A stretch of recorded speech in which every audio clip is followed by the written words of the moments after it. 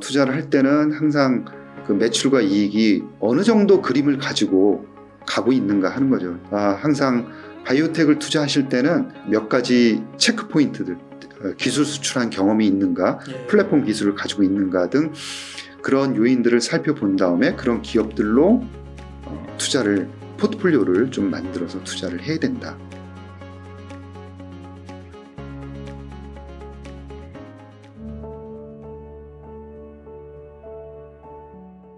기본적으로는 플랫폼이라 하더라도 그 플랫폼이 신약으로서 승인을 받을 확률은 10% 안쪽 남쪽이다. 이런 거는 되게 중요합니다. 그래서 바이오 투자를 할 때는 절대적으로 포트폴리오라는 개념을 갖는 게 대단히 중요하다라는 것이고요.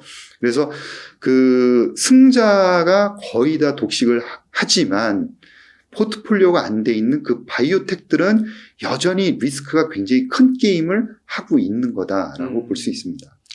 그래서 바이오를 진짜 뭐 아니면 도라 그러고 하이 리스크 하이 리턴이라고 하고. 그 속성은 맞는 거죠. 그렇게 말하는 것이군요. 네, 그러면은 이렇게 미국과 한국의 기업을 소개시켜 주셨는데요. 한 번 더 정리를 해서 말씀드려보면 미국은 바이오젠 그리고 크리스퍼를 소개시켜 주셨고 한국은 툴젠, 레고캔바이오, 올릭스, 삼성바이오로직스, 셀트리온 이런 기업들을 좀 소개해 주셨는데 만약에 이게 미국과 한국의 기업을 포트폴리오를 꾸린다고 하면 어떻게 꾸리면 좋을까요? 저는 그 바이오 그 시장의 성장성 이런 걸 고려한다 그러면은 20-30% 정도는 주식자산 투자에서 이제 바이오 쪽에 투자를 해야 된다라고 생각해요. 예를 들어서 1억이다 그러면 2-3천만 원 정도는 바이오 쪽에 반드시 투자를 해야 된다 이렇게 생각을 하고 있고요. 그 다음에 기존에 계속 말씀을 드렸던 거는 그 빅파마하고 그 바이오텍들하고 비중을 좀 이제 골고루 비중이 균형감 있게 가져가자 이런 말씀들을 드렸습니다. 빅파마 관련한 뭐 ETF를 50% 하고 그 다음에 바이오텍들을 포트폴리오를 구성해서 투자를 하는 게 좋겠다라고 말씀을 드렸었고요. 그런데 올해 말부터는 이제 금리가 좀 떨어질 것 같습니다. 그리고 이제 금리가 떨어지는 구간에서는 조금 더 바이오텍들의 그런 그 주식 퍼포먼스가 굉장히 좋거든요. 그래서 빅파마보다는 조금 더 바이오텍들로 비중을 조금 더 가져가는 게 좋지 않을까. 그리고 항상 바이오텍을 투자하실 때는 몇 가지 체크 포인트들, 기술 수출한 경험이 있는가, 플랫폼 기술을 가지고 있는가 등 그런 요인들을 살펴본 다음에 그런 기업들로 포트폴리오를 좀 만들어서 투자를 해야 된다. 말씀을 드리고 싶습니다. 그러니까 바이오 산업에 대한 빅피처를 얘기를 하고 있는 겁니다. 빅피처. 예, 빅피처를 얘기를 하고 있는 거고, 이제 개념상으로는 아까 그 바이오 의학 기술이라는 크리스퍼 카스9하고 그 다음에 차세대 염기 서열이라는 그런 바이오 관련한 의학 기반 기술이 태동을 하면서 아까 말씀드린 크리스퍼 카스9이라는 그런 유전자 편집 기술, 그 다음에 시퀀싱 하는 기술들, 그 다음에 그 단백질 중에서도 단백질을 아예 분해시켜버리는 그런 기술들이 새롭게 나왔거든요. 그래서 이러한 기술들이 기존에는 접근하지 못했던 그런 희귀질환, 그 다음에 암 같은 경우에도 표준화된 그런 암이 아니라 개인별로 맞춤형 그런 암 시장에 대한 얘기들이 최근에 많이 나오고 있습니다. 그러니까 비근한 예로 말씀을 드리면 모더나라는 회사가 있고요. 이 회사는 이제 코로나 바이러스 백신을 만들었죠. 그래서 이 백신을 메신저 RNA로 이제 만들어서 그런 백신을 만들었었는데 이 백신을 암 치료용 백신으로 만든다는 거죠. 그런데 그냥 보편화된 그런 암 치료용 백신이 아니라 개인화된 백신입니다. 그러니까 만약에 제가 암에 걸렸다 그러면은 저한테 맞는 그런 그 암이 가지고 있는 특이한 그런 모양새를 갖추고 있습니다. 그리고 유전자 변형이라든가 그런 것을 따로 이제 빠른 속도로 그 조사를 해서 시퀀싱을 해서 그 안에 있는 특징들의 맞춤형 백신을 만든다는 거죠. 그거를 굉장히 빠른 속도로 메신저 RNA는 만들 수 있고, 그래서 그 개별화된 그 백신으로다가 그걸 이제 치료하겠다라는 거고요. 그걸 임상 이상에서 흑색종이라는 그 암을 대상으로 해서 임상 2B상에서 투여를 했는데 이걸 단독으로 투여하지 않고 키투르다라는 아까 블록버스터하고 같이 병용을 했습니다. 그랬더니 키투르다 단독으로 투여했던 거 대비해서 사망률이라든가 아니면은 이제 암의 재발률이 44%가 줄어드는 효과가 나타났습니다. 그래서 임상적으로 증명이 됐고요.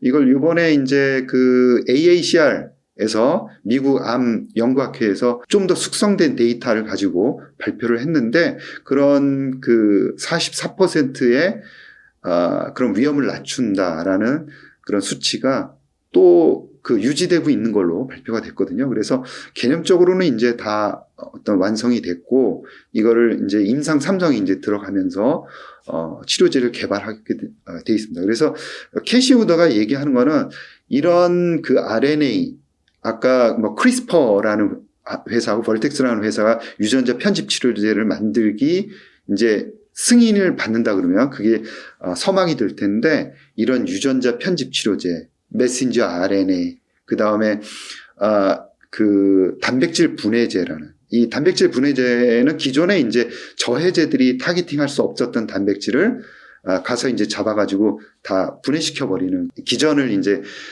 가지고 치료제를 만드는데 이런 그 맞춤형 치료제 시장이 급속도로 늘어난다는 거예요. 그래서, 규모를 본다 그러면은 지금 현재 한 5천억 달러 정도 되는 시장이 이제 2030년 되면은 3조 달러까지 성장을 한다라는 거니까 굉장히 빠른 속도로 한 6배 정도 이제 증가 속도가 빨라진다라는 거죠. 그래서 어떻게 보면 빅피처, 그야말로 이제 큰 그림들, 이런 분야의 맞춤형 개인 치료, 희귀질환이라든가 아니면 암 치료제 성장이 굉장히 시장이 성장 속도가 빨라질 것이다라는 것을 예측했다 이렇게 봐야 될 것 같습니다. 거기에 이제 대표 주자 중에 하나가 모더나, 크리스퍼 테라퓨틱스 이런 회사들이 될 것 같고요. 그다음에 이런 그 기술들은 단독으로 사용되지 않고 그다음에 세포 치료제 등에도 뭐 예를 들어 카티다 그러면 툴젠도 마찬가지인데요. 세포 치료제에다가 그 유전자 이제 T세포 안에 있는 유전자를 편집을 해서 특정한 유전자를 제거한 그런 T세포를 만든다든가 그래서 특정한 기능을 가진 T세포를 만드는데 사용이 되고 있습니다. 그래서 이 크리스퍼 카스9 그 기술은, 기반 기술은 아주 다양한 곳에 지금 융합이 되고 있는 상황인 거죠. 그래서 단독으로 하는 것도 되게 중요한데, 여러 가지 그런 그 융합된 그 기술 속에 지금 사용이 되고 있다 이렇게 봐야 될 것 같습니다. 오늘 방송 너무 잘 들었는데 그 시청자님들 가운데서 이런 댓글을 다시는 분이 여전히 있으실 것 같아요. 바이오는 리스크가 크고 사기도 많다. 예를 들면 그래서 예를 들면 뭐 신라젠이라든지 헬릭스미스라든지 이런 거 기억이 나시는 분들도 있을 것 같은데 거기에 대해서 한번 주의사항 같은 거 그런 기업을 뭐 피하는 법이나 어떻게 투자를 해야 되는 것이다 바이오 기업에는 그런 뭐 가이드라인 같은 게 있을까요? 저도 이 바이오 기업들을 이렇게 분석을 하면서 어떤 걸 느끼냐면 그 연구하는 사람들은 빠져들 수밖에 없겠다 그런 생각이에요. 그러니까 기업하는 사람들은 그 기업 논리로 계속 빠져드는 거죠. 자기가 가지고 있는 기술들은 최고다 이렇게 생각을 할 거 아니겠습니까? 자기의 자식 같은 느낌이 들 것 같아요. 이게 10년 동안 계속 연구 개발을 해오면 물질부터 해서 비임상 단계에서 뭐 쥐 실험이나 아니면 대동물 실험도 하고 임상 일상 단계에 들어왔습니다. 그러면 여기에는 수많은 연구진들 그다음에 투자자들이 얽혀 있을 거 아닙니까? 중간에 끊는다는 게 굉장히 어려울 수밖에 없어요. 자식하고 똑같을 것 같아요. 키우던 자식을 어떻게 버립니까? 그래서 그거 맞습니다. 그러다 보니까 빠져들고 어떤 객관성을 잃을 가능성도 있다라는 거죠. 그래서 하다 보면은 자꾸 아전인수격으로 얘기할 수밖에 없고 나쁜 얘기는 피하고 좋은 얘기는 서둘러 얘기를 합니다. 그리고 좋은 얘기만 하다 보니까 나쁜 얘기는 자꾸 안 나오고 그게 나중에 두루프 터져 나온 거죠. 그러면 그때 그런 얘기를 왜 안 했냐라는 거죠. 그래서 이런 것들이 보면 나중에 결국은 다 주가에는 반영이 될 수밖에 없다라는 거예요. 다 드러난다는 거죠. 그게 몇 개월 가지는 못합니다. 그래서 제 생각에는 그런 심정들은 회사의 심정들이 이해는 하지만 아예 거의 나쁜 거를 먼저 많이 얘기를 좀 해야 될 것 같아요. 그러면 오히려 굉장히 솔직하다. 그러면 오히려 그렇다 하면 좋은 것도 있을 거 아니냐. 이렇게 나오는 게 오히려 더 신뢰성을 준다는 거죠. 특히나 임상 결과를 발표할 때 특히나 그래요. 나쁜 얘기를 아예 터놓고 우리는 이랬는데 우리는 이런 방향으로 갈 거야 라고 얘기하는 CEO를 단 한 명도 보지를 못했습니다. 네. 그래서 그냥 아예 그런 생각을 하는 거죠. 아예 좋은 얘기만 하겠구나. 나쁜 얘기는 하진 않겠구나 라는 거죠. 그래서 부족한 점은 부족한 대로 얘기를 하고 앞으로 개선할 점은 개선하는 대로 얘기를 합니다. 그거를 좋게 얘기한다 그래서 주가가 반영하냐? 절대 그렇다는 건 아닌 거죠.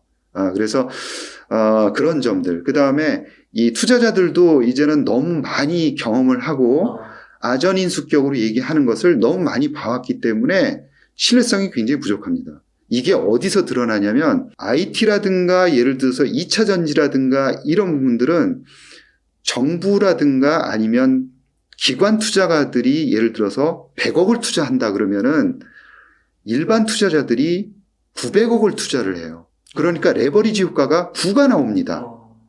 정부가 100억을 투자하면은 일반 투자자들이 900억을 투자하는 거죠. 투자할 만하고 믿을 만하다라는 거죠. 레버리지 효과가 9가 나오는데 조사에 의하니까 바이오는 정부와 기관 투자가가 100억을 투자하면은 지금까지 일반 투자자는 100억밖에 투자를 안 해요. 그러니까 이 간극은 뭐냐면 지식이 어려운 부분이 있습니다. 바이오는 배터리만큼 이해하기 어렵고 반도체만큼 이해하기 어려운 거죠. 그거는 있습니다. 그래서 이 부분은 상당히 이제 극복하기 어려운 부분이 있기 때문에 사실 이제 양자가 조금 더 노력을 해야 되는 부분이 있고 두 번째는 신뢰성 회복입니다. 신뢰성 회복이에요. 그래서 신뢰성을 회복하지 못한 거는 바이오 전체에 대한 그런 깨달음이 있어야 된다. 노력이 있어야 되고 그리고 그거를 문제가 있구나 하는 거를 인식을 해야 됩니다. 그래서 이 부분이 신뢰성이 있구나 없구냐는 이건 레버리지 효과로 봐야 되거든요. 그래서 문제가 되는 거는 아까 말씀드린 대로 2024년, 25년도가 금리가 안정화되면서 다시 이제 전체 바이오 산업이 올라온다면 그때 또 그런 일이 벌어질 수 있는 거죠. 구분하지 않고 막무가내 이제 투자를 하거나 이래서 곤란하다는 거고요. 오히려 조금 더 성실하면서 그런 기술 수출이 되기도 하고 아예 그런 솔직하거나 이런 부분들을 좀 많이 이제 언급을 하거나 신뢰성이 있는 업체들로 조금 더 추려나가는 그런 활동을 해야겠다라는 생각을 해봅니다. 그리고 한 가지 좀 더 여쭤볼 게 이제 바이오 섹터에 대해서 이렇게 얘기해 주셨는데 한 가지 그 2차 전지 관련해서 좀 여쭙고 싶은 게 이런 얘기를 하더라고요. 맨 마지막에 어떤 기업의 개인 투자자들이 막 몰리면 그때가 꼭지라고. 그래서 결국에는 주가 하락이라는 최후만 남아있다. 뭐 이런 식으로 얘기를 하시더라고요. 그래서 그게 꼭 지금 이제 2차 전지 주식들에서 그게 벌어지고 있다라고 이제 이야기를 하시는데 그게 2차 전지가 아니더라도 이렇게 전반적으로 보실 때 개인 투자자들이 이렇게 좀 몰리면 그때가 좀 거품이고 마지막인지 그런 거에 대해서 어떻게 생각하시는지 궁금해요. 그거는 이제 단편적으로 얘기하기는 굉장히 어려울 것 같고요. 결국에는 주식이라는 거는 매출과 이익이 증명을 한다 이런 거고요. 기관 투자가가 전혀 관심 없다고 해서 주식이 안 가냐 그것도 아니라고 생각을 하고요. 그렇다고 또 일반 투자자들이 너무 관심을 갖는다라고 해서 주가가 또 올라가는 것도 아니라고 이제 생각을 해요. 그래서 기본적으로 그런 수급보다도 더 중요한 거는 기본적으로 이제 기업의 매출과 이익이라고 생각을 하고 있고요. 그래서 투자를 할 때는 항상 그 매출과 이익이 어느 정도 그림을 가지고 가고 있는가 하는 거죠. 예를 들어서 정말 너무 먼 미래에 그 이익을 땡긴다 그러면은 조금 더 조정을 받으면서 그 기간이 오기 전까지는 좀 조정을 받을 수가 있는 거죠. 그래서 그리고 또 그 먼 미래의 이익이라는 거는 그 이제 불확실성이라는 게 항상 있지 않습니까? 경영에 대한 불확실성 이런 것도 있는 거고 또 이제 컨트리 리스크라든가 이런 것들도 있는 거고 그래서 지금은 상상도 못할 일들이 벌어지거든요. 그래서 그런 것들이 있기 때문에 너무 멀리 있는 거를 땡긴다. 그런 것들은 이제 좀 문제가 있는 거죠. 바이오도 마찬가지입니다.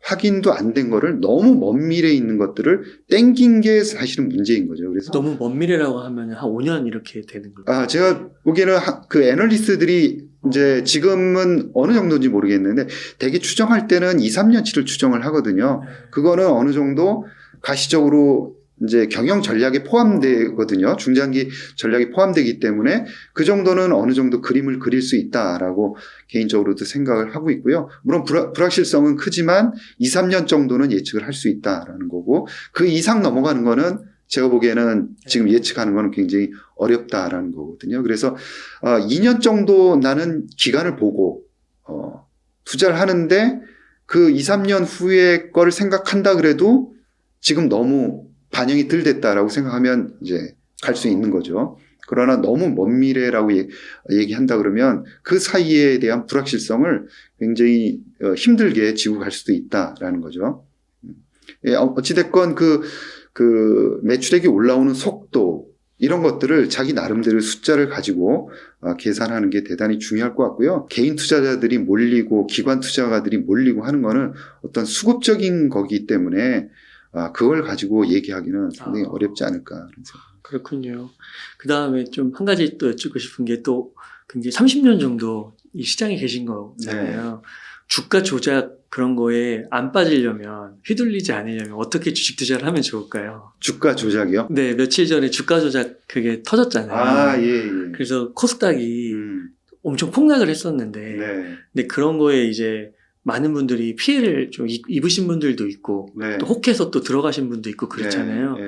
그래서 주식 투자를 할 때 어떤 좀 내 자체 필터를 가지면 네. 그런 기업들을 좀 피해서 건전하게 좀 투자를 할 수 있는지. 매출액과 이익, 네. 그 다음에 기본적으로 내년에 대한 생각들, 올해까지는 어떻게 왔는지는 대차대조표를 보면은 개략적으로 알 수 있는 거죠.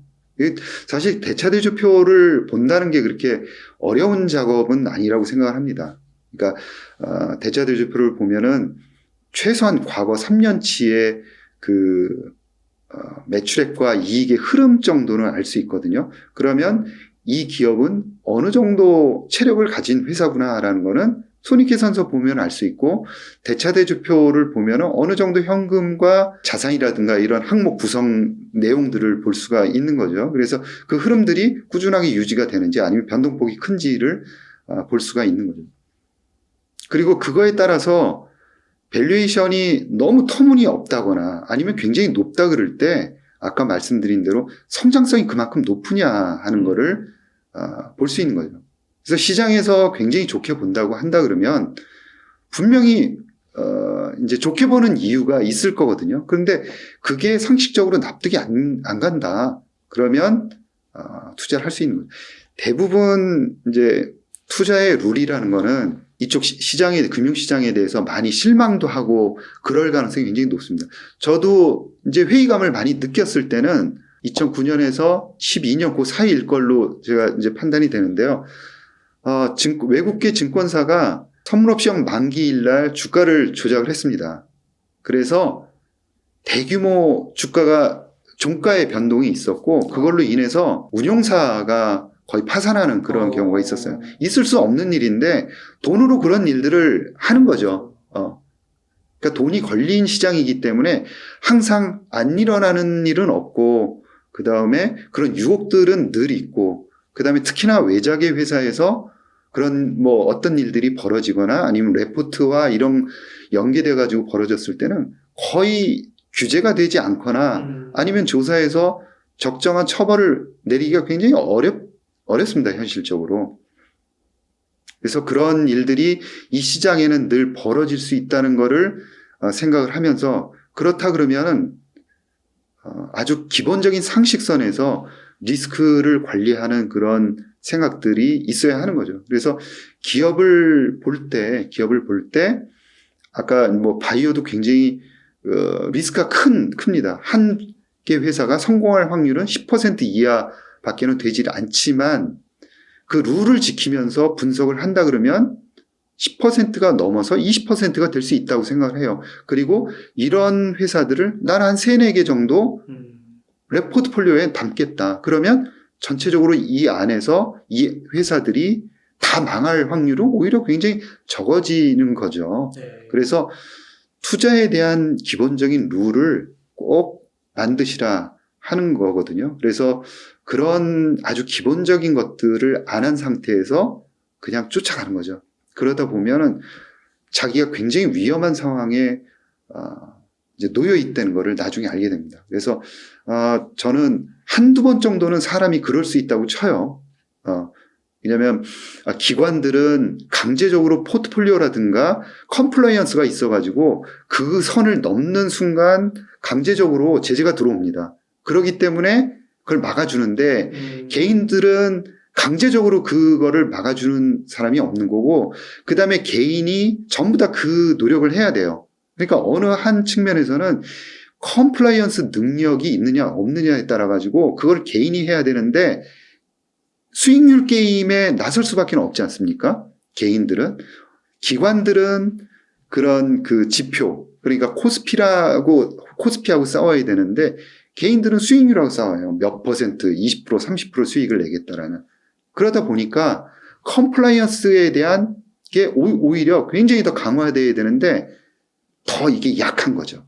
그래서 한 번 정도는 실수를 할 수는 있는데 젊은 때 실수를 했다 그러면은 그거를 반면교사로 삼아서 다시는 그런 상황에 빠지지 않도록 자기가 그런 리스크 룰을 자기 나름대로 만드는 게 되게 중요하다. 그래서 이 시장에 계속 실수를 했다 하더라도 머물면서 자기 나름대로의 그런 규칙을 하나하나 적으면서 자기 걸로 체득해 간다 그러면은 반드시 돈을 어느 정도 나중에 버는 그런 그 나이가 조금씩 더 들면서는 굉장히 좋은 습관에 그리고 확률도 좋아지고 실수도 안 하고 그런 투자자가 되지 않을까라는 거고요.